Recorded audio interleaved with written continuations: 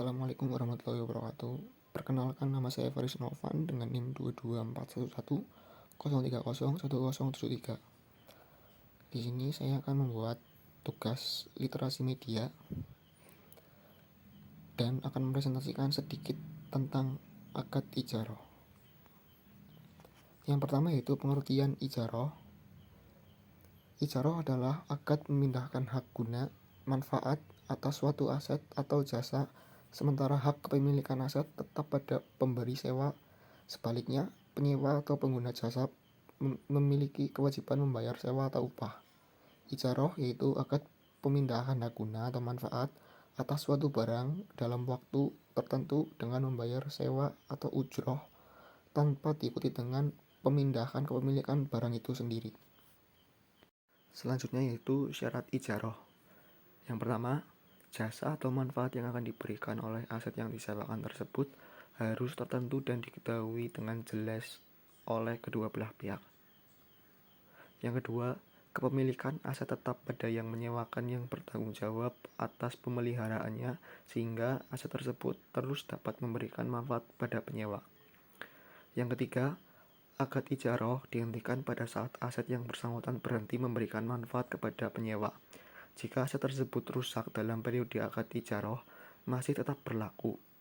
Dan yang keempat, aset tidak boleh dijual kepada penyewa dengan harga yang ditetapkan sebelum pada saat kontrak berakhir. Apabila aset akan dijual, harganya akan ditentukan pada saat suatu kontrak berakhir. Selanjutnya ada rukun ijarah. Ada 3. Yang pertama yaitu pelaku akad, yaitu mustajir atau penyewa adalah pihak yang menyewa aset. Kemudian mukjir atau muajir, pemilik adalah pihak pemilik yang menyewakan aset. Yang kedua, objek akad, yaitu makjur atau aset yang disewakan, dan ujroh atau harga sewa. Dan yang ketiga yaitu sighoh, yaitu ijab kabul antara mustajir atau penyewa dengan mukjir atau muajir, yaitu pemilik. Selanjutnya ada jenis-jenis ijarah. Yang pertama ada ijarah amal, yaitu digunakan untuk memperoleh jasa dari seseorang dengan membayar upah atas jasa yang diperoleh. Pengguna jasa disebut mustajir dan pekerja disebut ajir, dan upah yang dibayarkan kepada ajir disebut ujroh. Dalam bahasa Inggris, dari ujroh adalah fee. Selanjutnya ada ijarah ain, jenis ijarah yang terikat dengan penyewaan aset dengan tujuan untuk mengambil manfaat dari aset itu tanpa harus memindahkan kepemilikan dari aset itu. Selanjutnya, ijarah muntahiyah bitamlik atau akad IMBT adalah sewa menyewa antara pemilik objek sewa dengan penyewa untuk mendapatkan imbalan atas objek sewa yang disewakan dengan opsi perpindahan hak milik objek sewa, baik dengan jual beli atau pemberian hibah pada saat tertentu sesuai akad sewa. Yang terakhir yaitu ijarah multijasa. Berdasarkan fatwa Dewan Syariah Nasional nomor 44/DSN-MUI/7/2004 tentang pembiayaan multijasa. Yang dimaksud dengan pembiayaan multijasa yaitu pembiayaan yang diberikan oleh lembaga keuangan syariah kepada nasabah dalam memperoleh manfaat atas suatu jasa. Selanjutnya ada sumber hukum ijarah.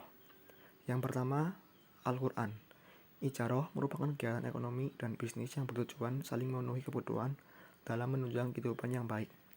Dasar hukum ijarah terdapat dalam beberapa surah, diantaranya yaitu surah Al-Baqarah ayat 233, surat At-Tolaq ayat 65, surah Al-Zukhruf ayat 43, dan surah Al-Qasas ayat 28. Yang kedua ada As-Sunnah. Diriwayatkan oleh Ibnu Abbas bahwa Rasulullah SAW bersabda, "Berpekamlah kamu, kemudian berikanlah olehmu upah kepada tukang pekam itu." Hadis riwayat Bukhari dan Muslim. Dari Ibnu Umar bahwa Rasulullah bersabda, "Berikanlah upah pekerja sebelum keringatnya kering." Hadis riwayat Ibnu Majah. Baik, yang terakhir yaitu berakhirnya akad ijarah.